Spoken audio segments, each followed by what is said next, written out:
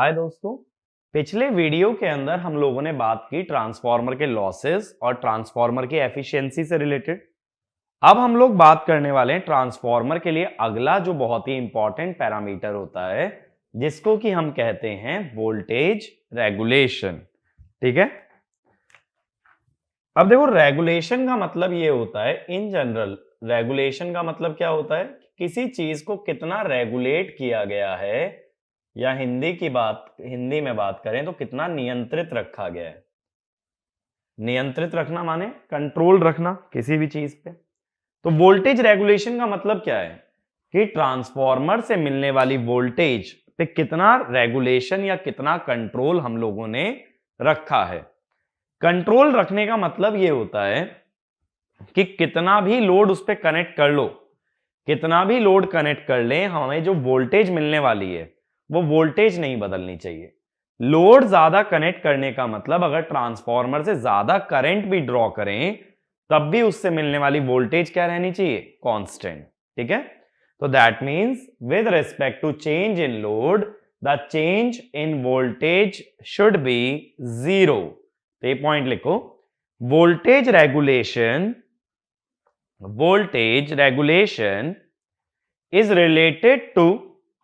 is related to variation in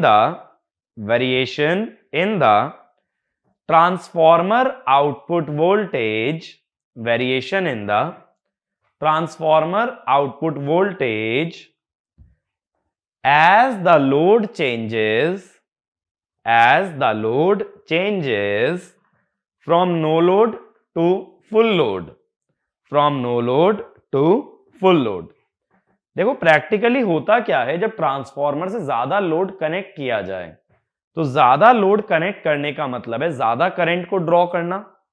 ज्यादा current से transformer की जो सीरीज ब्रांच है उसमें ज्यादा वोल्टेज का ड्रॉप आएगा, और ज्यादा ड्रॉप आएगा तो बाहर मिलने वाली वोल्टेज कम हो जाएगी।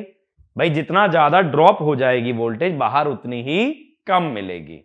इसीलिए एक्चुअल में क्या होगा, करंट बढ़ने से वोल्टेज कम होती है। बट मैं क्या चाहता हूं, आइडियली करंट कितना भी चेंज हो voltage should remain same.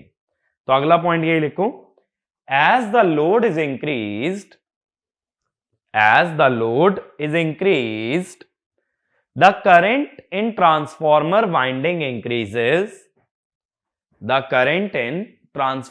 winding increases, which increases the voltage drop and reduces the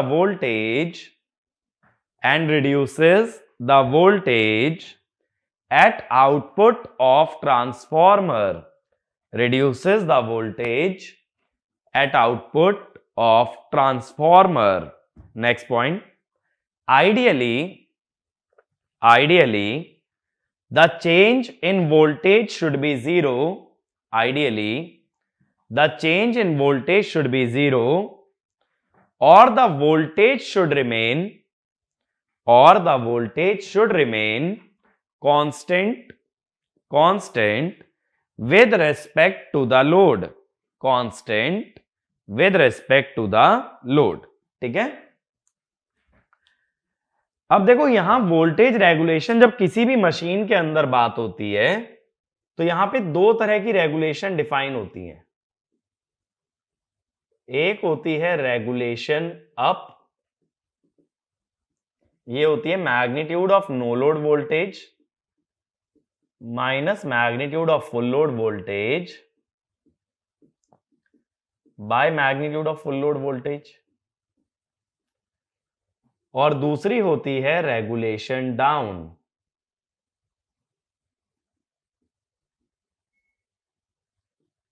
ये होती है magnitude of no load voltage minus magnitude of full load voltage by magnitude of no load voltage into 100%। Up और down का क्या फंडा होता है, अभी मैंने बोला as load increases voltage decreases. ठीक है। तो यूजुअली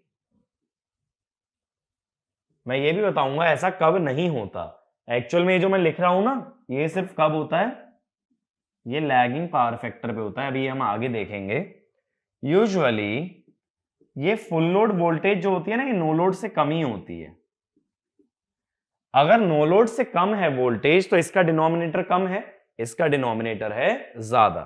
तो जिसका डिनोमिनेटर कम है वो वैल्यू बड़ी आएगी ना, इसीलिए उसे बोल देते हैं अप, और जिसका डिनोमिनेटर ज्यादा है वो वैल्यू कम आएगी, इसीलिए उसे बोल देते हैं डाउन। अब माइंड के अंदर क्वेश्चन ये आता है कि जब कभी वोल्टेज रेगुलेशन पूछी जाए तो अप का यूज करें या डाउन का।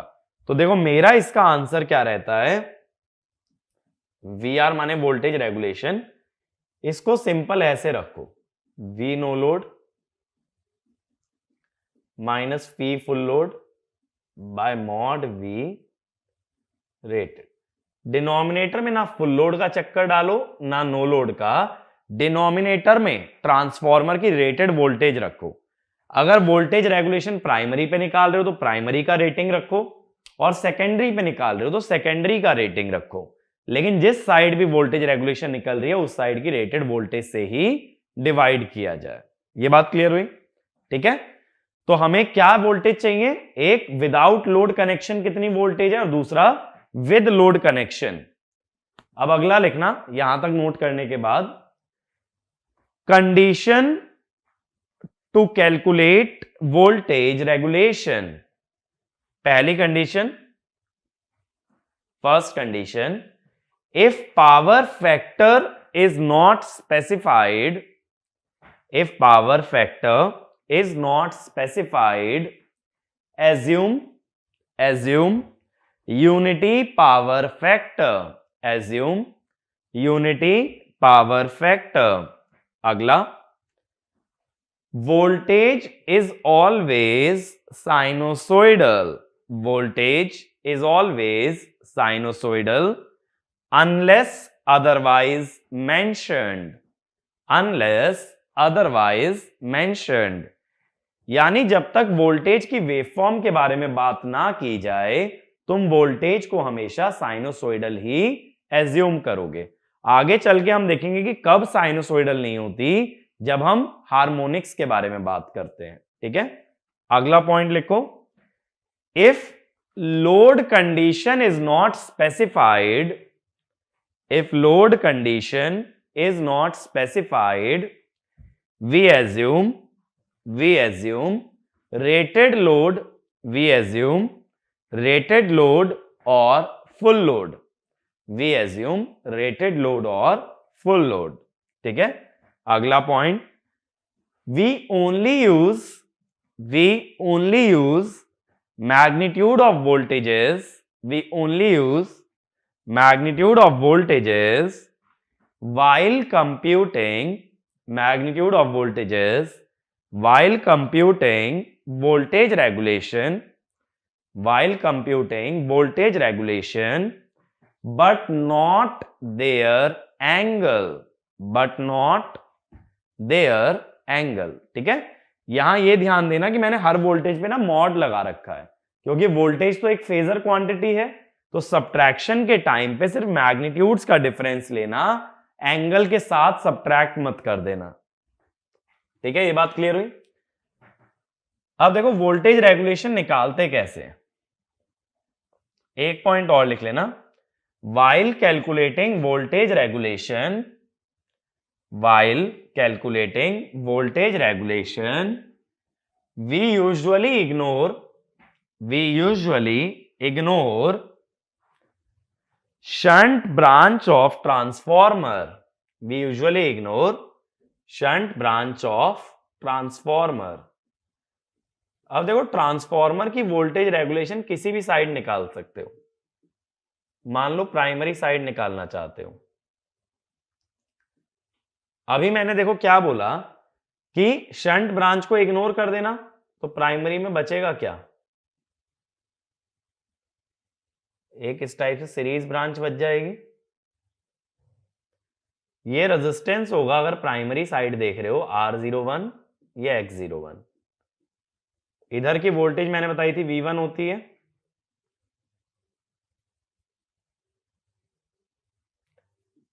ये वोल्टेज होती है V2 डैश।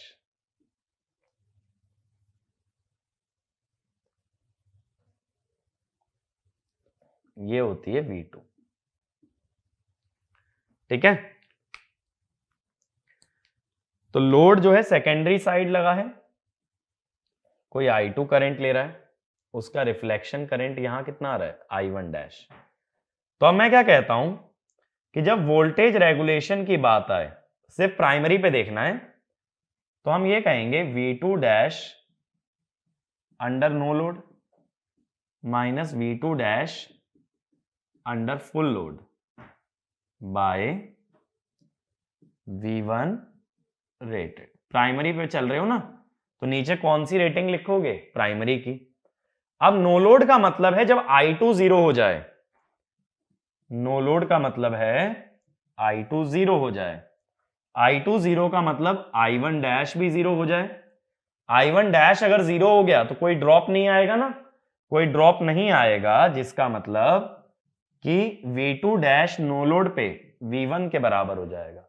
ठीक है, क्योंकि अगर R और X में कोई ड्रॉप नहीं आया तो दोनों तरफ की वोल्टेज बराबर। तो ये वोल्टेज रेगुलेशन क्या हो गई इस लॉजिक से? Mod V1 mod V2 dash at full load by mod V1 rated. और परसेंटेज में चाहिए तो 100%। ऐसे ही देखो, चाहो तो यही कैलकुलेशन तुम सेकेंडरी साइड भी कर सकते थे। यही सर्किट हम सेकेंडरी में भी बना सकते हैं। अगर सेकेंडरी में ये सर्किट बनेगा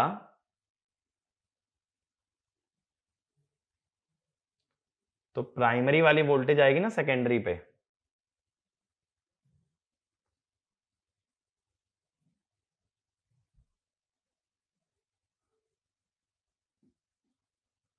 ये है V1, ये इधर रेफर होके आएगा V1 dash.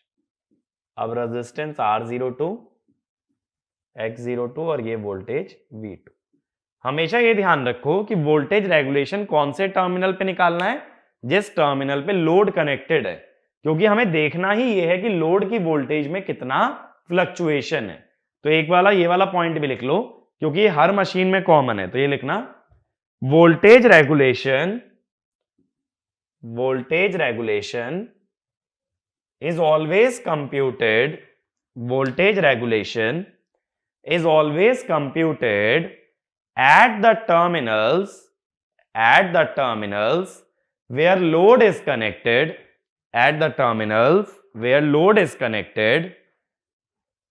for every machine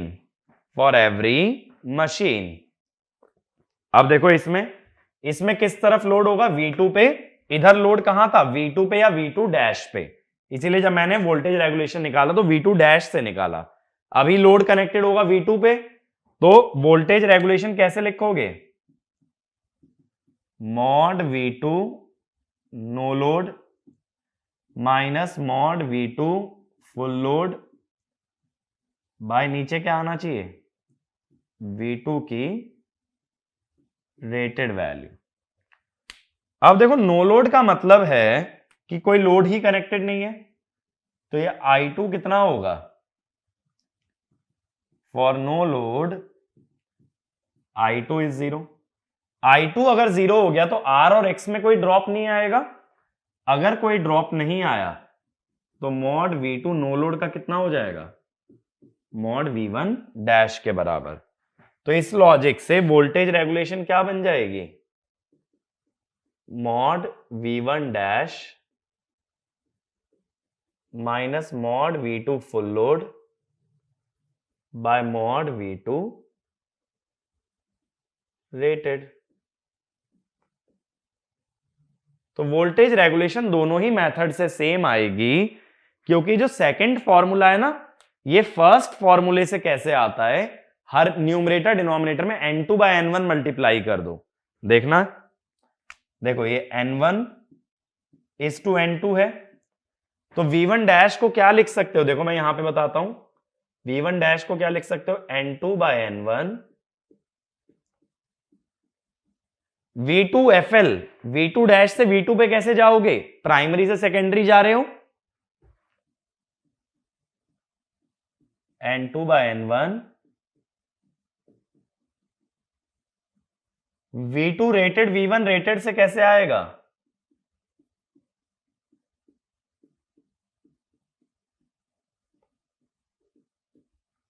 अब ये N2/N1 कट गया ना, आ गया सेम फॉर्मूला, ठीक है। इसीलिए वोल्टेज रेगुलेशन दोनों में से किसी भी साइड निकाल सकते हो, बट वोल्टेज कौन से टर्मिनल की लेनी है? जिस टर्मिनल पे तुम्हारा लोड कनेक्टेड हो। ये बात क्लियर हुई? तो ये वाला पॉइंट पे लिख लो, voltage regulation of a transformer, voltage regulation of a transformer can be computed either on primary or secondary, but we must take care to consider the values at load terminal. अब देखो, जैसा मैंने पहले भी बताया है कि जब हमारे पास दो ट्रांसफॉर्मर होते हैं, पावर और डिस्ट्रीब्यूशन का काम है पावर लोड तक पहुंचाना, और अगर मैं लोड हूं तो मैं ये चाहता हूं मुझ तक रेटेड वोल्टेज आनी चाहिए। रेटेड वोल्टेज तब पहुंचेगी मुझ तक जब वोल्टेज का ड्रॉप क्या रहे? मिनिमम, या वोल्टेज रेगुलेशन क्या रहे? मिनिमम। तो अगला पॉइंट ये लिखना, a distribution transformer needs to supply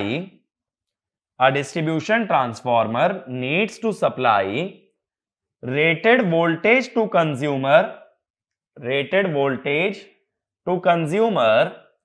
and hence voltage fluctuation should be minimum,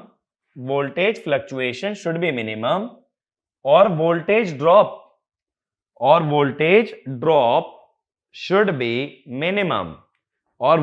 drop should be minimum, देखो क्या होता है ना, पावर ट्रांसफॉर्मर डायरेक्टली लोड को सप्लाई नहीं कर रहा, तो वहां ये वोल्टेज रेगुलेशन इतना क्रूशियल नहीं होता।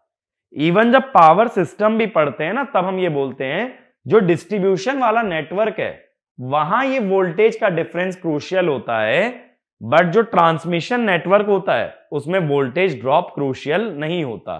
सेम वे में पावर ट्रांसफॉर्मर में वोल्टेज ड्रॉप नहीं है जितना वो डिस्ट्रीब्यूशन ट्रांसफॉर्मर में है, क्योंकि डिस्ट्रीब्यूशन ट्रांसफॉर्मर से सीधा लोड कनेक्टेड है, उसकी वोल्टेज गिरेगी तो लोड की वोल्टेज गिरेगी।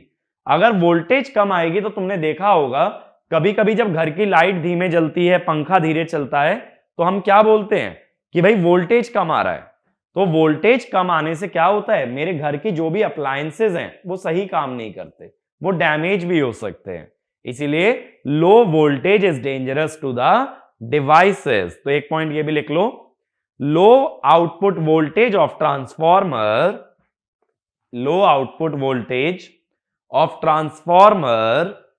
is harmful for consumer appliances,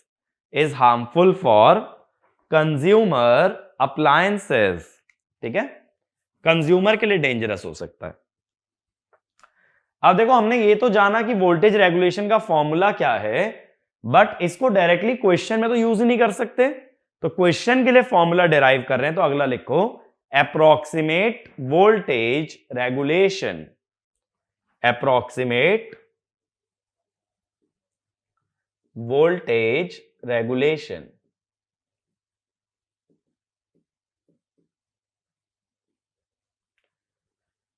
अब देखो मैं सेकेंडरी साइड पे रेफर्ड सर्किट बना रहा हूं,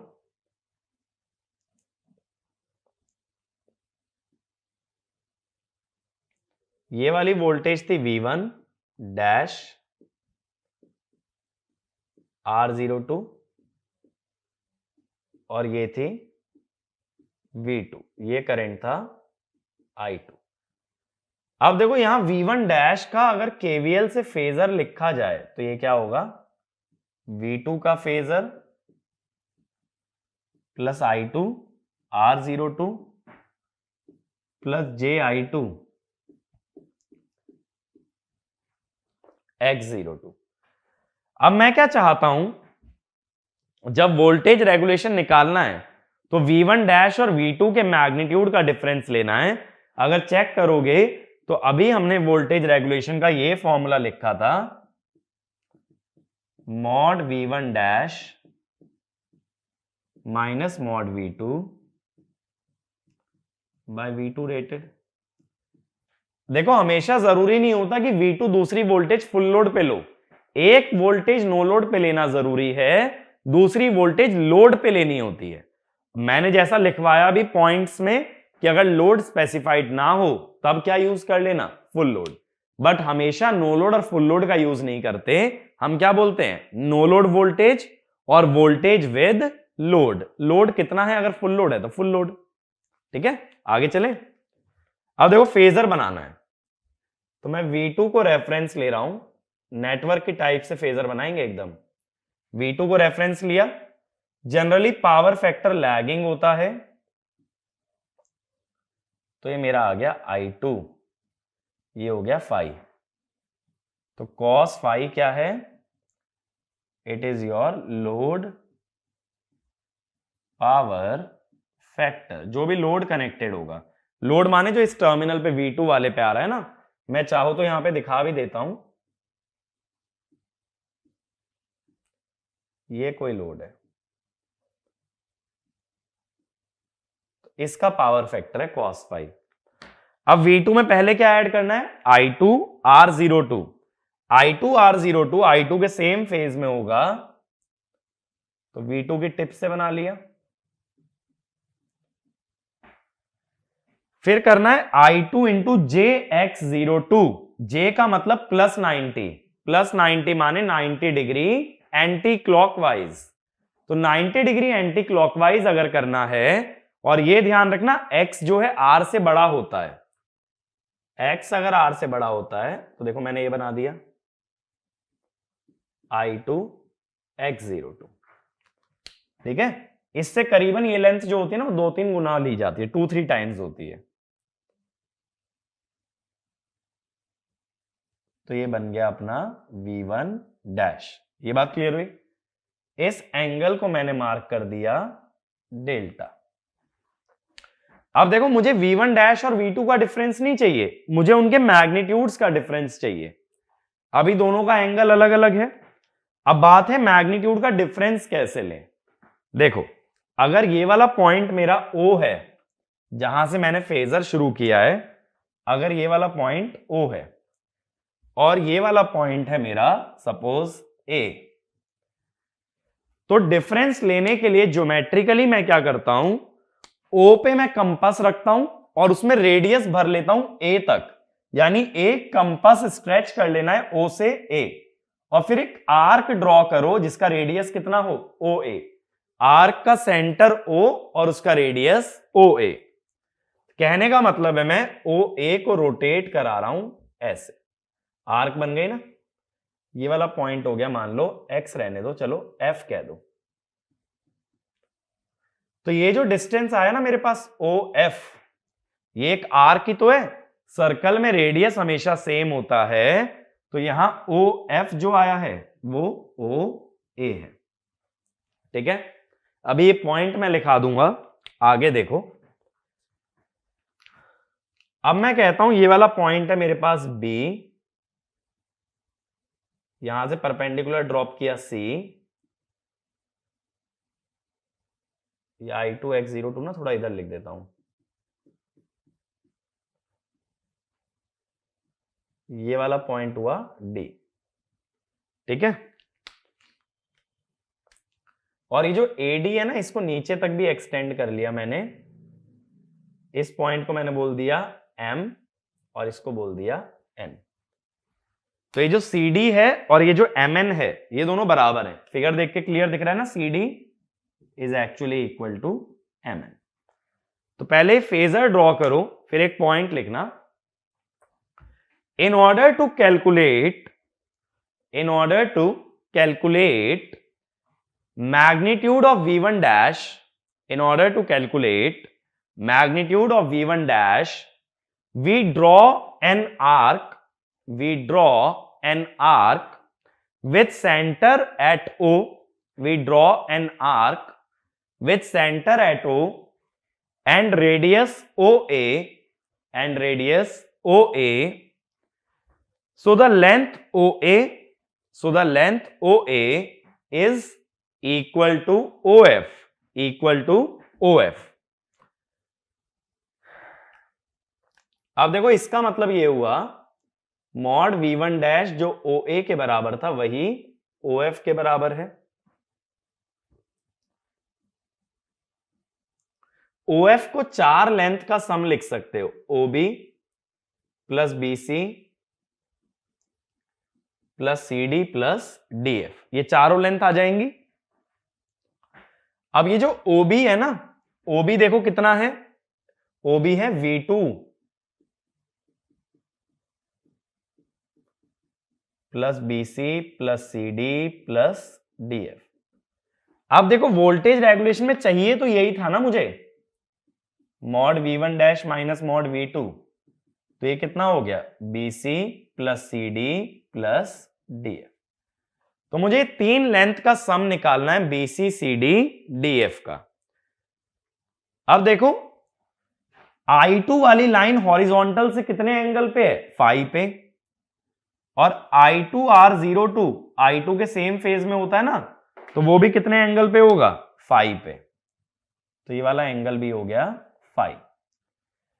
अब क्या होता है, दो लाइंस के बीच का जो एंगल होता है वही उनके परपेंडिकुलर के बीच में होता है। IR पे परपेंडिकुलर है ये IX वाली लाइन, ध्यान से देखना, IR वाली लाइन पे परपेंडिकुलर है IX वाली लाइन, और हॉरिजॉन्टल पे परपेंडिकुलर है ये वर्टिकल, परपेंडिकुलर है ना। तो हॉरिजॉन्टल और IR में अगर फाई है तो वर्टिकल और IX में भी कितना एंगल होगा, फाई। तो ये बचा हुआ एंगल 90 माइनस फाई। ये एंगल्स क्लियर हुए। पहले तो मैंने बोला I का एंगल अगर हॉरिजॉन्टल से फाई है तो IR का भी फाई है। फिर मैंने बोला दो लाइंस के बीच का जो एंगल है वही परपेंडिकुलर्स के बीच में है, तो IX और वर्टिकल में है फाई, तो IX और हॉरिजॉन्टल में बना 90 माइनस फाई। अब देखो क्या होता है इसके बाद,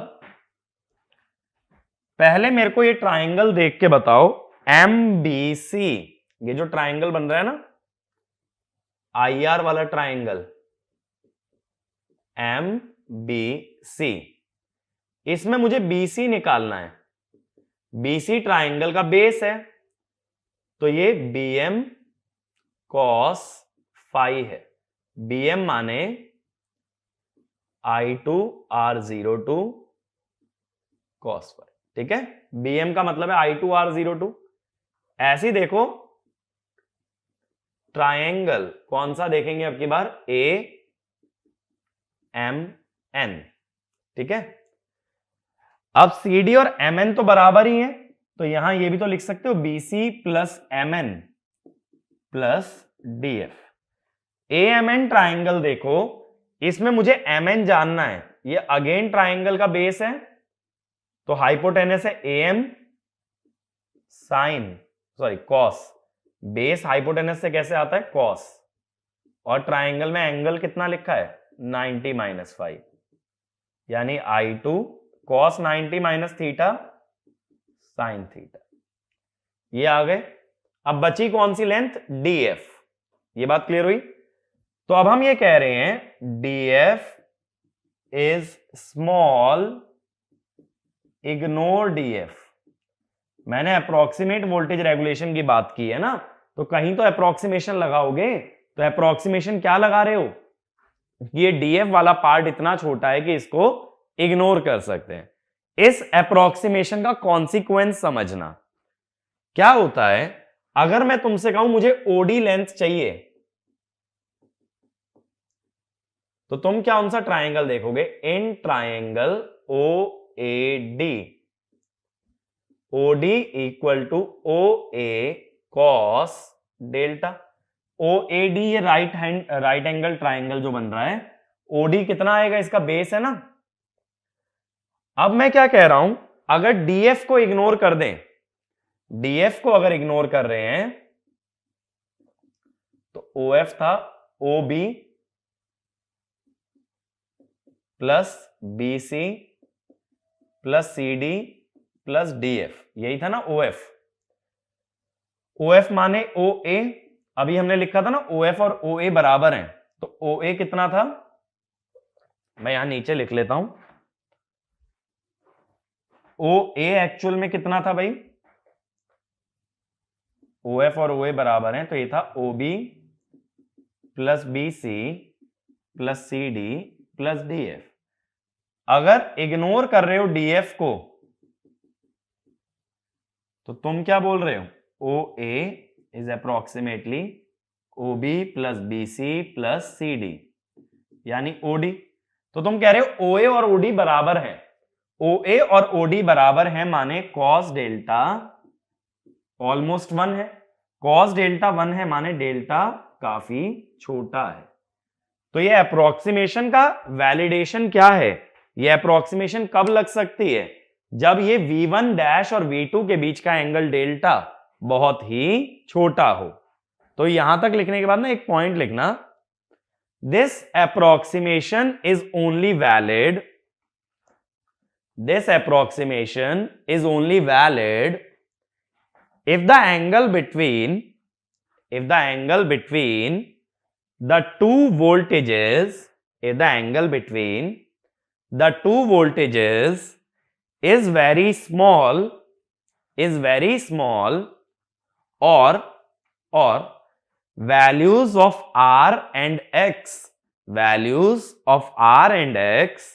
are small, values of R and X are small. Hence such an approximation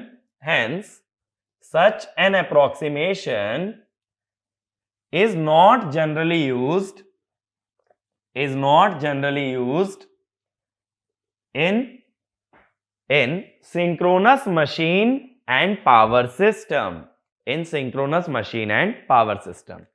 तो ये वाला वेरी वेरी इंपॉर्टेंट मार्क कर लेना पॉइंट, क्योंकि बहुत जगह गलती क्या की जाती है कि ट्रांसफार्मर की वोल्टेज रेगुलेशन का जो अप्रोक्सीमेट फॉर्मूला है वो सीधा सिंक्रोनस या पावर सिस्टम में लग जाता है। सिंक्रोनस में और पावर सिस्टम में R और X छोटे नहीं होते, ये अप्रोक्सीमेशन तब तक वैलिड है जब तक R और X क्या रहे, स्मॉल, और डेल्टा भी क्या रहे, स्मॉल। मेरी बात क्लियर हुई। DF को इग्नोर करने का मतलब है OA और OD को बराबर मानना, जिसका मतलब डेल्टा बहुत ही छोटा है। अब इससे क्या मिल गया रिलेशन, देखो जो वोल्टेज रेगुलेशन के लिए चाहिए था, mod V1 dash minus mod V2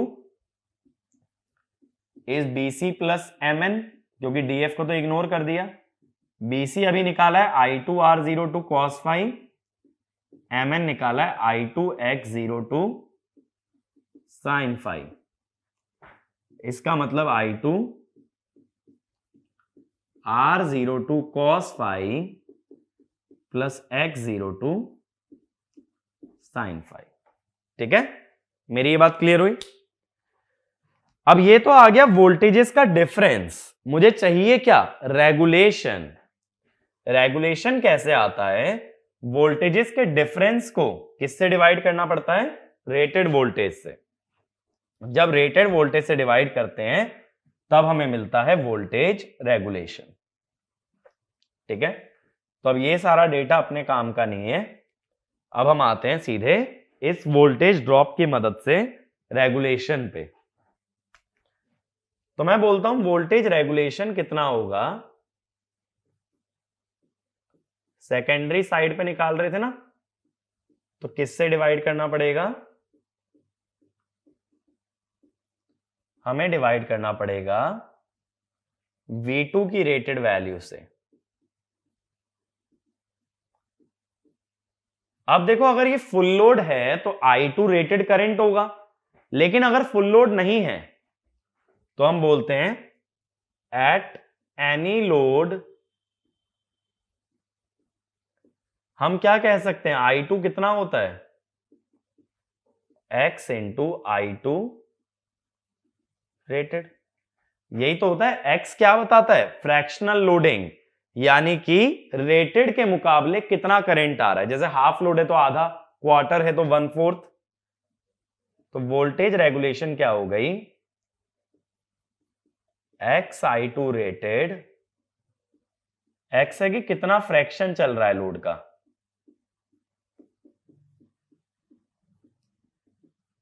ठीक है, अपॉन V2 रेटेड। अब V rated upon I rated क्या होता है? Z बेस होता है। तो इसको ऐसे लिख लो, नीचे जो टर्म बनेगी वो बन जाएगी अपनी Z बेस, ठीक है।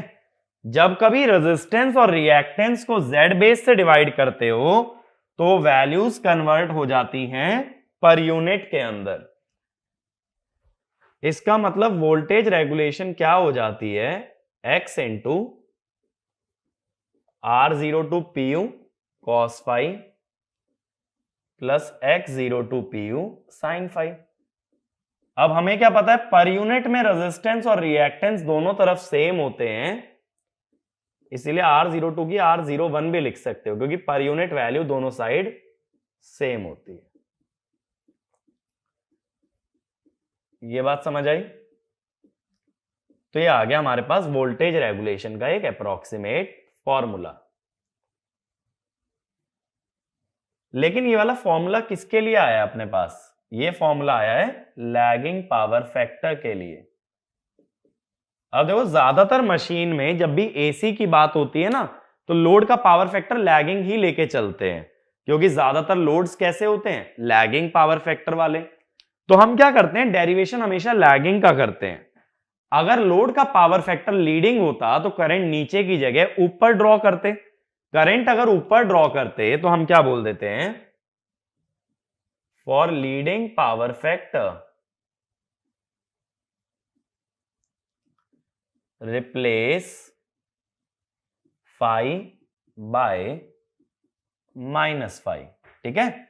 इसका मतलब समझो, जैसे एज एन एग्जांपल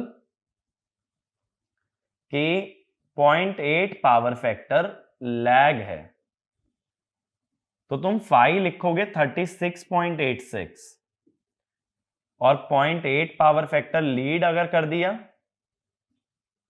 तो तुम फाई क्या लिखोगे? -36.86, ठीक है। और चाहो तो ऐसा भी कर सकते हो कि फाई को -फाई फॉर्मूले में ही पुट कर दो। अगर ऐसा कर दिया तो कॉस में तो नेगेटिव एंगल से कोई फर्क नहीं पड़ता, कॉस में तो कोई फर्क नहीं पड़ता, लेकिन साइन -फाई क्या हो जाता है? -sin phi. अगर ऐसा कर चुके हो, use only magnitude of phi. अब इसमें ऐसा मत करना कि ये वाला फॉर्मूला जैसे लीडिंग के लिए तुमने निकाल दिया तो तुम फाई की जगह पहले ही माइनस साइन लगा चुके हो ना। तो अगर मैं 0.8 पावर फैक्टर लीडिंग भी दे दूं तुम्हें, तो भी इस इक्वेशन में फाई को क्या पुट करोगे? अब देखो, तुम्हारी मर्जी है, लैगिंग और लीडिंग का फॉर्मूला अलग अलग याद कर लो या लैगिंग का ही फॉर्मूला याद कर लो। बस ये ध्यान रखना, लैगिंग एंगल को पॉजिटिव लिखोगे और लीडिंग को नेगेटिव, या फॉर्मूला अलग अलग कर लो, फिर पॉजिटिव नेगेटिव नहीं, फिर बस एंगल का मैग्नीट्यूड यूज होता है। जो चीज ज्यादा कन्वीनियंट लगे वो फॉलो करो, बट दोनों चीजें एक साथ मत कर देना कि माइनस भी लगा दो और फिर एंगल भी नेगेटिव डाल दो, वो तो गलत हो जाएगा। इसीलिए या तो फॉर्मूला चेंज करो या तो उसमें डलने वाली वैल्यू चेंज करो। यहां तक मेरी बात क्लियर हुई? अब देखो, कई लोग इसमें कंफ्यूज हो जाते हैं कि लैगिंग एंगल को हम पॉजिटिव कह रहे हैं, लीडिंग को नेगेटिव कह रहे हैं। तो ये बात समझना, तो इसमें एक पॉइंट लिख लेना, since we have derived the expression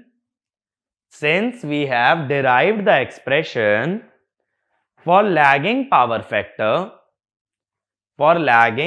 factor we can apply the same expression for leading power factor. We can apply the same expression for leading power factor, but use negative value of phi.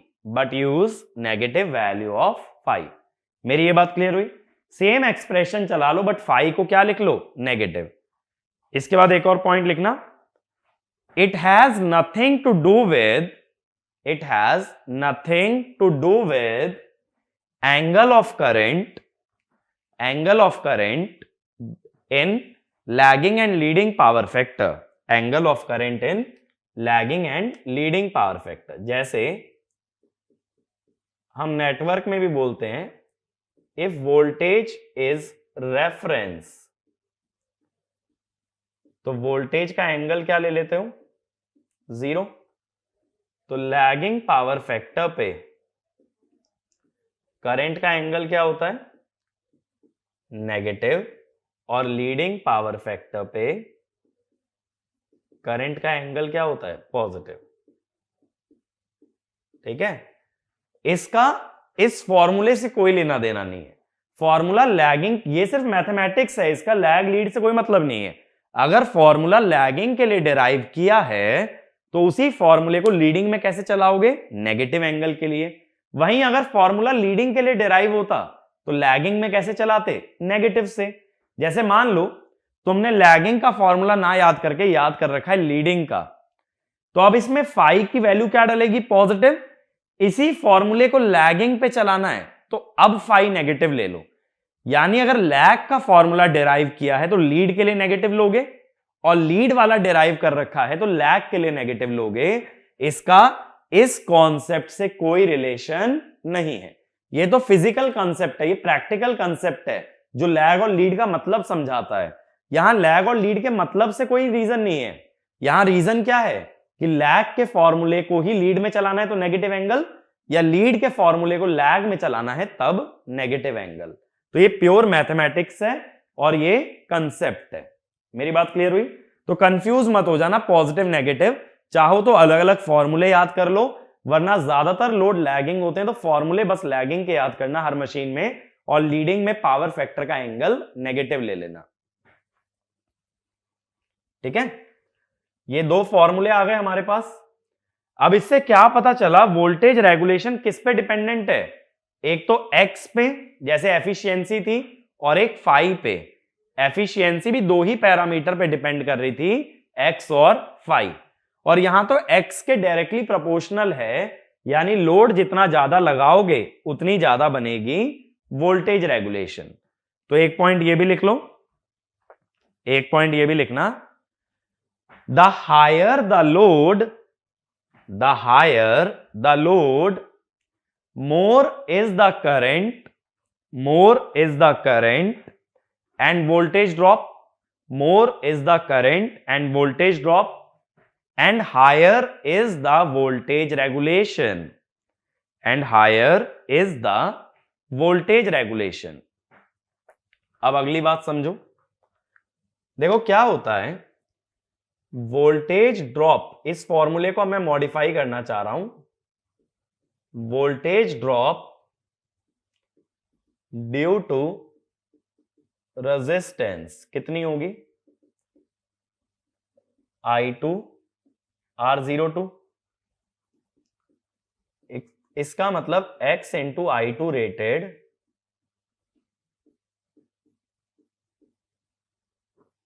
Into R02। तो voltage drop per unit में कैसे निकालोगे?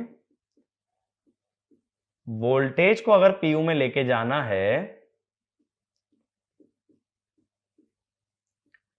तो उसे rated voltage से divide कर दो। अब V अपॉन आई क्या होगा? Z base.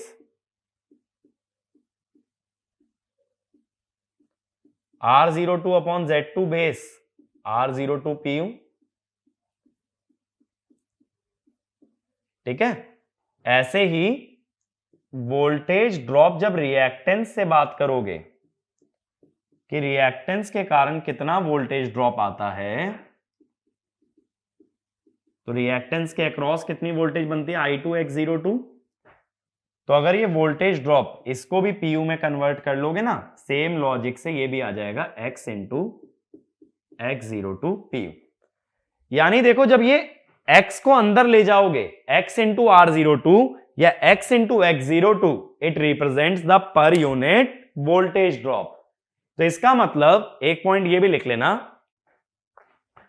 X into R02, X into R02 PU, X into R02 PU is PU voltage drop, is PU voltage drop due to resistance, is PU voltage drop due to resistance, and X into R0, X into X02 PU, X into X02 PU is voltage drop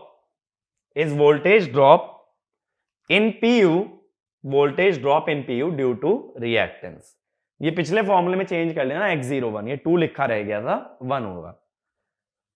अब इसका मतलब देखो voltage regulation का formula कैसे लिख दोगे, X into R01 को लिखो epsilon R cos phi plus minus epsilon X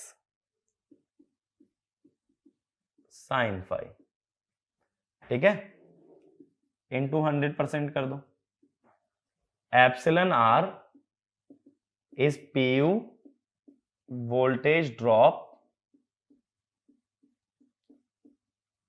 due to R, और एप्सिलन X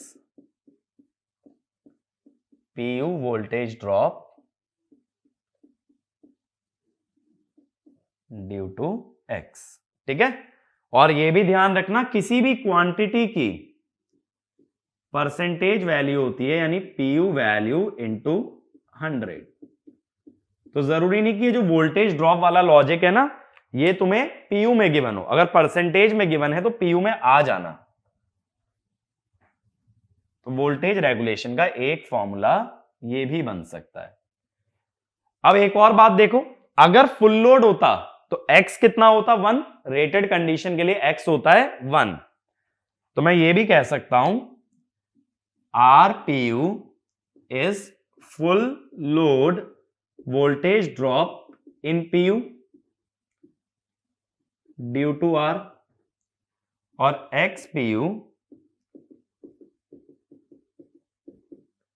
क्योंकि देखो अगर वोल्टेज ड्रॉप R की वजह से देखना है फुल लोड पे तो RPU आ रहा है, X की वजह से देखना है तो XPU आ रहा है।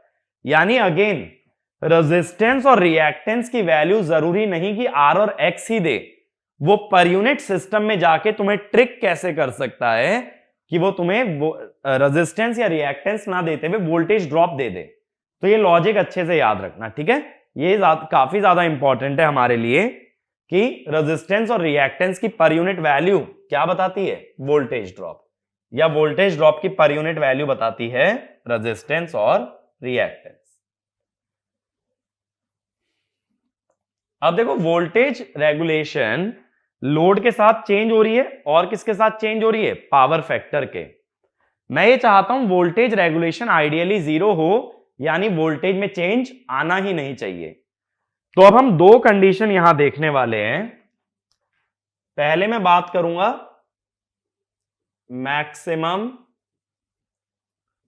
वोल्टेज रेगुलेशन की, लेकिन मैक्सिमम वोल्टेज रेगुलेशन हमेशा अनडिजायरेबल होता है। डिजायरेबल क्या होता है, 0, ठीक है, जितना कम वोल्टेज फ्लक्चुएशन उतना बेहतर है।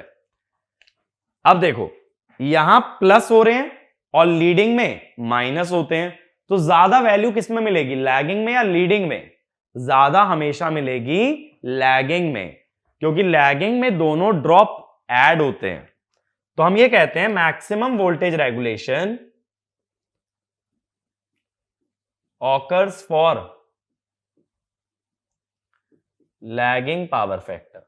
मैक्सिमाइज करने का तरीका, इसको डिफरेंशिएट कर दो फाई के रिस्पेक्ट में और कर दो 0। जरा करना पहले एक्सप्रेशन का, इस वाले एक्सप्रेशन का डेरिवेटिव क्या लिखोगे, x R01 PU कॉस का derivative minus sine plus x01 pu sine का derivative cos, this must be 0। तो x को तो हटा ही लो जब साथ में 0 आ रहा है, तो इसका मतलब हुआ r01 pu sine phi x01 pu cos phi. तो इसका मतलब tan phi is x01 pu by r01 pu।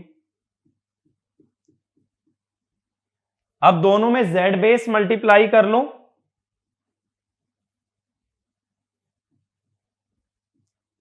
और दोनों को सेकेंडरी पे ले जाओगे तो टर्न्स रेशो का स्क्वायर भी कट जाएगा, यानी tan phi should be equal to x by r। अब देखो कई लोग इसमें गलती क्या समझ लेते हैं, गलत चीज क्या सोच लेते हैं कि भाई नेटवर्क में भी हमने देखा था tan थीटा तो x बाय r ही होता है। ये रिलेशन वो नहीं बता रहा, मेरी बात को समझना। फाई था लोड का पावर फैक्टर, यहां ये मिसकंसेप्शन में मत रहना कि tan थीटा तो हमेशा ही x बाय r होता है। बात को समझने की कोशिश करो। देखो हमारा जो सर्किट है अगर पूरा सेकेंडरी पे रेफर्ड है, यहां पे लोड भी लगा है ना, मान लो लोड भी है, लैगिंग पावर फैक्टर, ये है R02 X02 R load X load, इसके अक्रॉस की वोल्टेज है V2 और इधर की वोल्टेज है V1 डैश। देखो तो ये जो cos फाई है वो इसका पावर फैक्टर है। तो हम लोग क्या बोल रहे हैं कि लोड में जो tan फाई आएगा, जो कि एक्चुअल में होता है x load bye r load, और ट्रांसफॉर्मर में जो r और x है उसके एंगल को थीटा कहोगे, फाई मत कहना, x02 बाय r02। तो तुमने क्या बोला, tan फाई होना चाहिए फॉर मैक्सिमम वोल्टेज रेगुलेशन, इसका मतलब it should be tan theta, it should be phi equal to theta. इस बात का मतलब क्या हुआ, जो लोड लगा रहे हो और जो ट्रांसफॉर्मर की इंपेडेंस है दोनों का एंगल बराबर हो जाए। ऐसा मत सोचो कि tan थीटा हमेशा x बाय आर होता है, x बाय आर तो होता है लेकिन किसका, लोड का। मैंने बोला लोड का जो एंगल है वही x बाय आर रेशो किसका है, ट्रांसफॉर्मर का। इसका मतलब x बाय आर रेशो जो लोड का है वही x by R ratio transformer का है। ये कंडीशन है मैक्सिमम वोल्टेज रेगुलेशन की। कई लोग सोचते हैं कि tan फाई तो हमेशा x बाय आर होता है, तो इसमें कंडीशन में कुछ भी स्पेशल नहीं है, जबकि ऐसा नहीं होता। ठीक है, आगे चलें। अब हमें कंडीशन तो मिल गई मैक्सिमम वोल्टेज रेगुलेशन की। अब बात है मैक्सिमम वोल्टेज रेगुलेशन होगा कितना, वैल्यू भी चाहिए। वैल्यू अगर जानना चाहते हो तो क्या करोगे, वोल्टेज रेगुलेशन के फॉर्मूले में cos फाई और sin फाई की वैल्यू डाल दो। तो वोल्टेज रेगुलेशन क्या लिखा था अभी हमने, लैगिंग के लिए R01 R02 कुछ भी लिख लो, पर यूनिट में सेम होते हैं।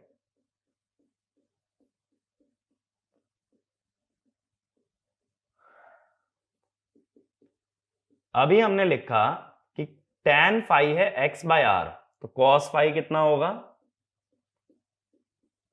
cos फाई होगा r bye z।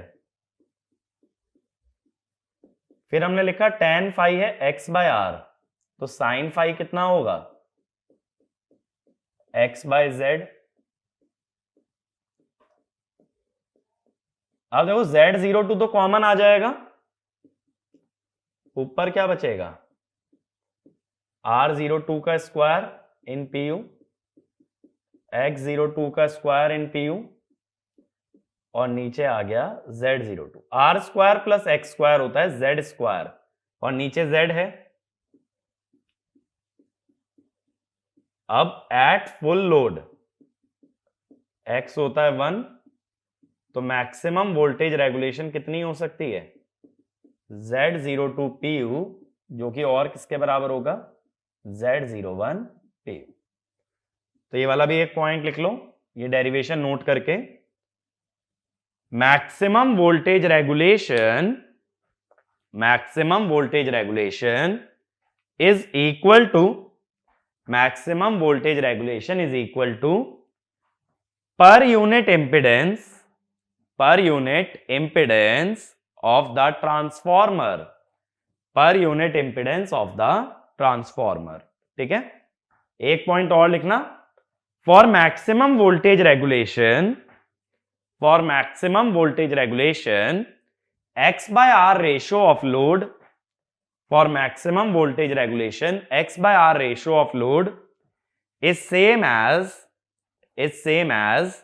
x by r ratio of transformer,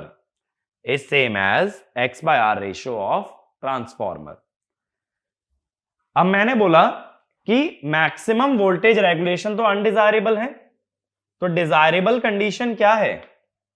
desirable हमेशा होती है जीरो वोल्टेज रेगुलेशन।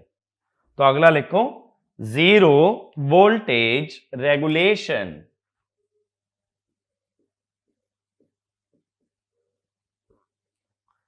अब देखो, लैगिंग में हमेशा ऐड होते हैं, लीडिंग में होते हैं सब्ट्रैक्ट।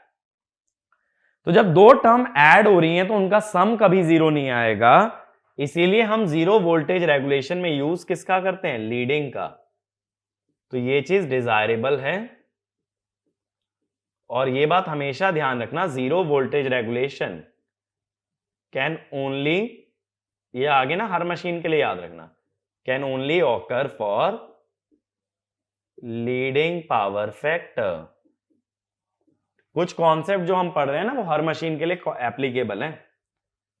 तो zero equal to x into R02 pu cos phi minus X02 pu sin phi। अगर ऐसा हुआ तो x तो हटा ही लो, R02 pu cos phi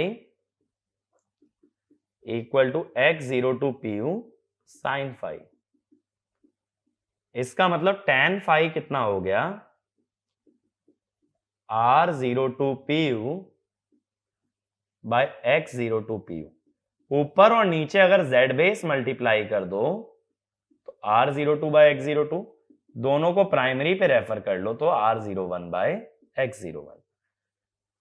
अब देखो, जो ट्रांसफॉर्मर की इंपीडेंस है उसका रियल पार्ट है R02, इमेजिनरी है X02,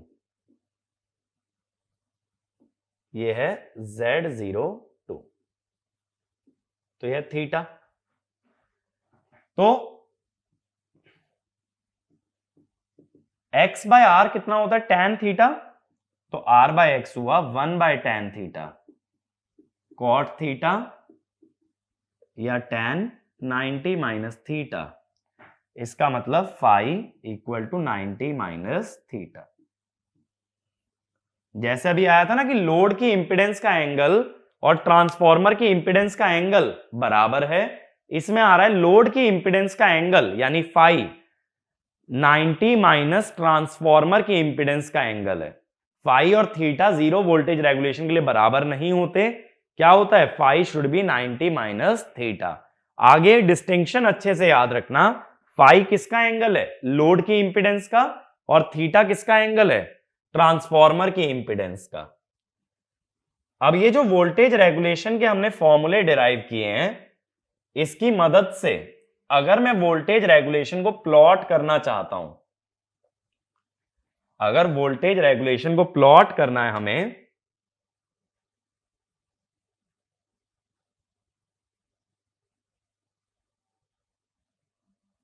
तो देखो हम ऐसे प्लॉट करते हैं, यह वोल्टेज रेगुलेशन, इधर पावर फैक्टर, इस तरफ लेते हैं लैग और इस तरफ लेते हैं लीड, और ये बीच वाली लाइन है यूनिटी पावर फैक्टर। तो वोल्टेज रेगुलेशन पावर फैक्टर के साथ बढ़ती जाती है, एक टाइम के बाद गिरने लगती है। मैक्सिमम वोल्टेज रेगुलेशन कितने पावर फैक्टर पे आती है? ये आती है R02 बाय Z02 पे, ठीक है। और कितनी आती है ये? Z02 PU के बराबर। और लीडिंग पे ये घटते घटते एक पॉइंट पे जीरो टच करती है, फिर नीचे जाके फिर मुड़ती है, तो ये जीरो वाली कितने पे आती है? X02 बाय Z02 पे, ठीक है। तो हमें दो ही वैल्यूज पता होनी चाहिए, condition for maximum voltage regulation और कंडीशन फॉर जीरो। और यहां पे ये देखो, ज्यादातर लीडिंग पावर फैक्टर पे वोल्टेज रेगुलेशन नेगेटिव है। ज्यादातर अगर लीडिंग पावर फैक्टर की वोल्टेज रेगुलेशन नेगेटिव है, इसका मतलब full load voltage no load से ज्यादा है। तो ये वाला भी पॉइंट लिखो। Usually voltage regulation is negative for leading power factor. Voltage regulation is negative for leading power factor, which means full load voltage is more than no load voltage. Full load voltage is more than no load voltage. तो अक्सर हर machine की leading पे negative आती है, ये point बहुत अच्छे से ध्यान रखना है, ठीक है। अब देखो वोल्टेज रेगुलेशन में याद रखने वाली क्या क्या बातें हैं। ट्रांसफार्मर के वोल्टेज रेगुलेशन को अगर मैं बताऊं, सबसे पहली बात है अप्रोक्सीमेट वोल्टेज रेगुलेशन का फॉर्मूला।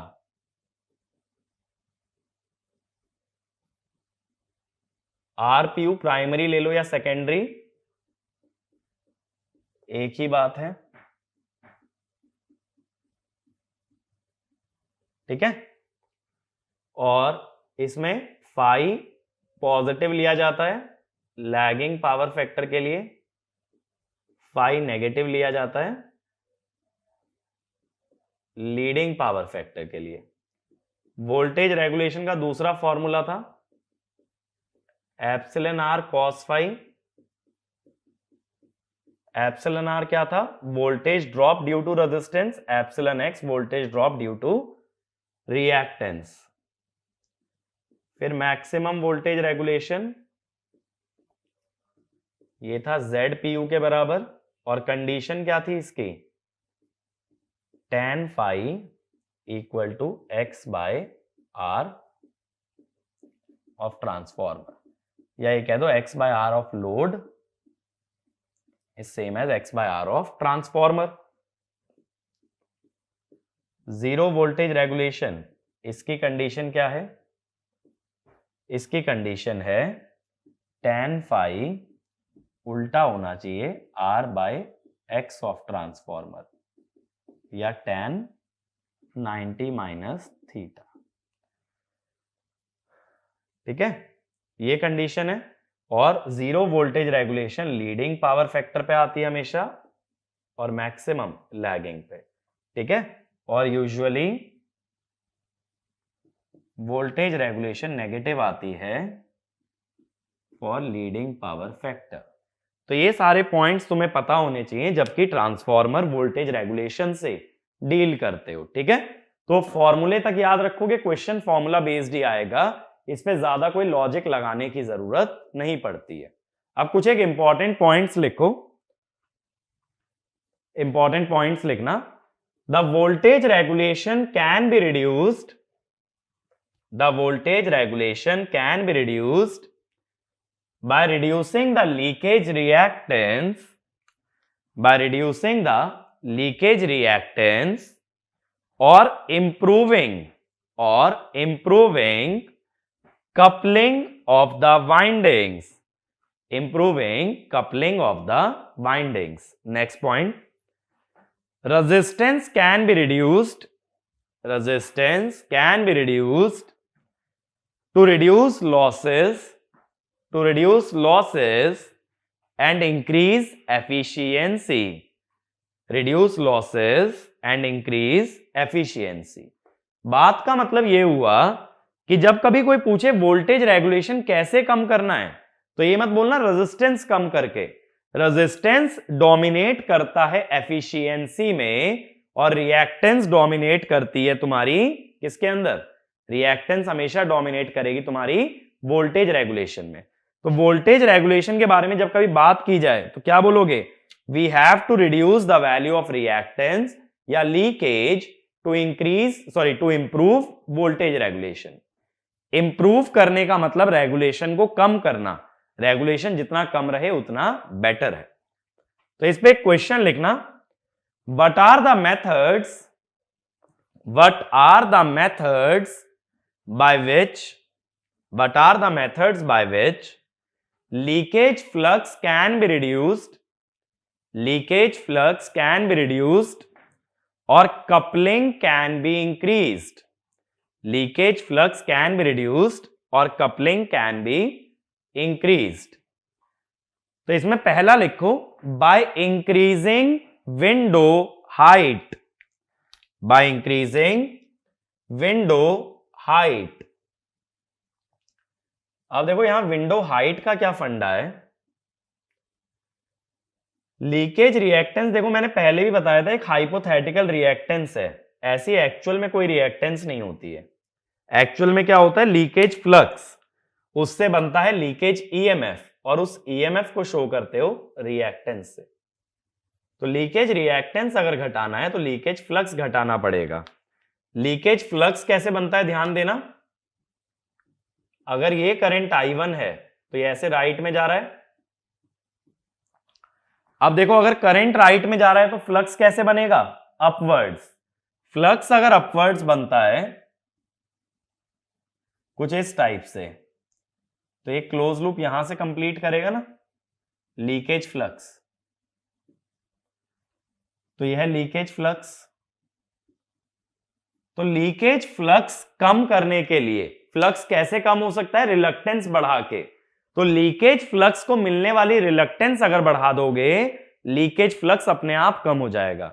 रिलक्टेंस होती है L by mu A, it is L by mu A. तो मैं कहूंगा लीकेज की रिलक्टेंस बढ़ जाएगी अगर फ्लक्स का पाथ लंबा कर दे। फ्लक्स का पाथ लंबा करने के लिए ये विंडो की जो हाइट है, हाइट को बढ़ा लो। हाइट जितनी ऊंची रहेगी फ्लक्स को उतना ही लंबा रास्ता तय करना पड़ेगा। फ्लक्स जितना लंबा रास्ता ट्रेवल करेगा उतनी ज्यादा रिलक्टेंस, उतना कम लीकेज। तो इसमें लिखना by keeping window area constant, window area माने ये देखो, ये है विंडो की हाइट और ये है विंडो की विड्थ। एरिया कांस्टेंट की बात कर रहा हूं, H इंटू डब्ल्यू कॉन्स्टेंट करना है, ठीक है। ऐसा मत सोचना कि विड्थ यहीं तक लेनी है, यहां तक ही है, ठीक है। तो by keeping window area constant, if the height of window is increased,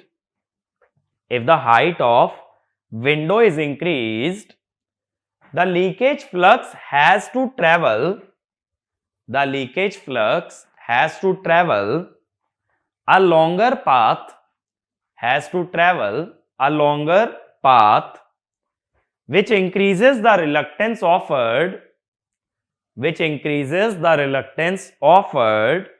to leakage flux, and hence leakage flux reduces, by which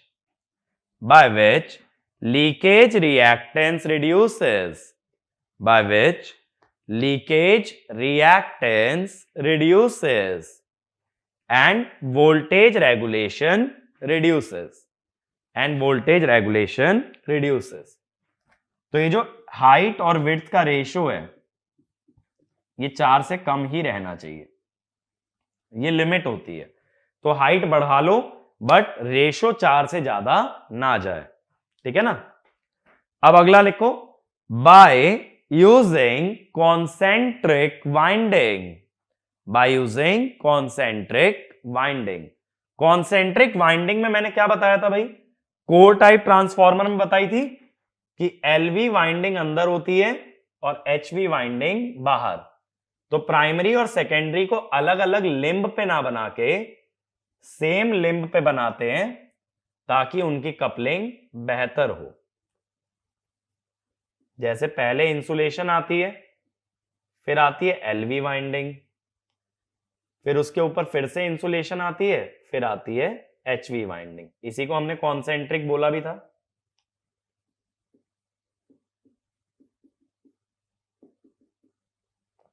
तो जब एक वाइंडिंग के अंदर दूसरी वाइंडिंग होगी तो उससे होगा क्या, उससे कपलिंग बेटर हो जाएगी। फिर हमने क्या बोला था कि आधे टर्न्स एक लिंब पे लेते हो और आधे दूसरे पे, ठीक है।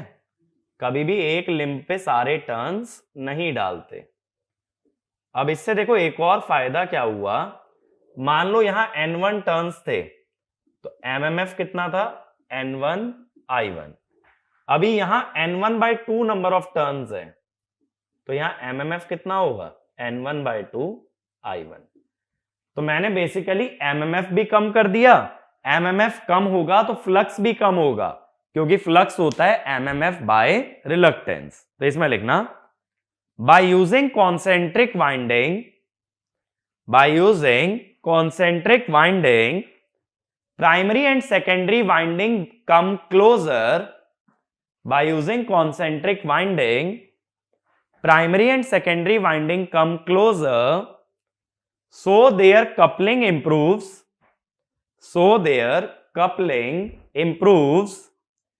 and leakage reduce.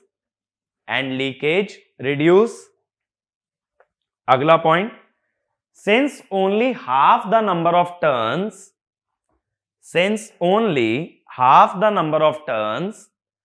are present on each limb,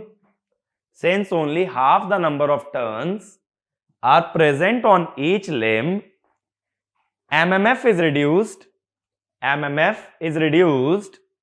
which further reduces leakage flux, ठीक है। अब अगला लिखो, by using sandwich winding। Concentric में भी देखो, अगर ऐसे कर दो, एलवी की एक और लेयर बाहर ले लो, तो बेसिकली तुमने एचवी वाइंडिंग को एलवी की दो लेयर्स के बीच में सैंडविच कर दिया, तो इससे लीकेज और कम हो जाएगा, ठीक है। तो इसमें लिख लेना, if HV winding is sandwiched, ये फिगर ड्रॉ कर सकते हो, तो इसमें लिख लेना, if HV winding is sandwiched between two layers of LV winding, HV winding is sandwiched between two layers of LV winding, then leakage reduces,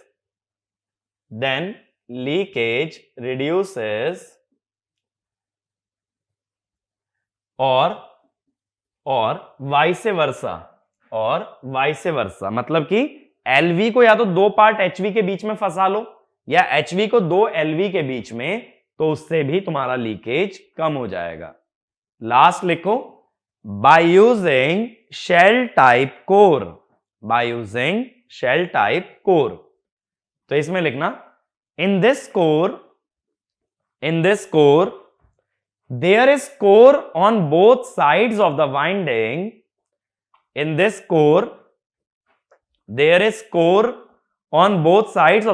winding, क्योंकि बीच वाली लिंब पे वाइंडिंग होती है और दोनों तरफ क्या होता है, कोर। तो फ्लक्स को एक लो रिलक्टेंस पाथ कोर से मिल जाएगा, एयर से फ्लक्स कम जाएगा। There is core on both sides of winding, so flux finds low reluctance path through the core,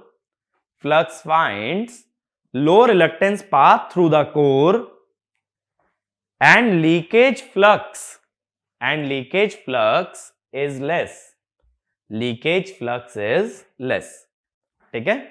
तो कोई पूछे भाई वोल्टेज रेगुलेशन कम कैसे करते हैं, रिएक्टेंस कम करके, उसके लिए क्या करना है, लीकेज फ्लक्स को कम करना है, कैसे, उसकी रिलक्टेंस बढ़ा के यानी विंडो हाइट बढ़ा के, या कपलिंग इंप्रूव करके। कपलिंग कैसे इंप्रूव होगी, या तो सैंडविच या कॉन्सेंट्रिक वाइंडिंग का यूज करके। ठीक है, तो ये पॉइंट्स याद रखना, वोल्टेज रेगुलेशन को इंप्रूव कैसे किया जाता है।